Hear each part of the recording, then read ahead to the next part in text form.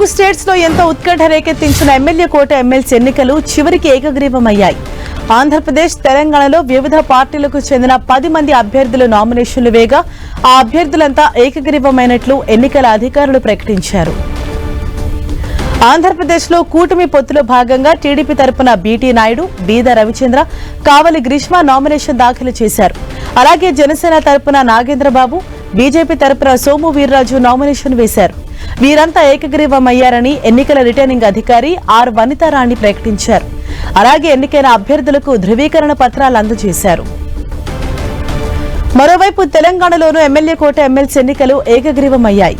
Congress, BRS, సిపిఐకి చెందిన 5 అభ్యర్థులు ఏకగ్రీవమైనట్లు returning అధికారి ప్రకటించారు. ఎమ్మెల్సీల నామినేషన్ల ఉపసంహరణ గడువు నిన్నటితో ముగిసింది. ఈ ఎన్నికలకు కాంగ్రెస్ నుంచి ఎమ్మెల్సీ అభ్యర్థులుగా విజయశాంతి, అద్దంకి దయాకర్, శంకర్ నాయక్ నామినేషన్లు దాఖలు చేశారు.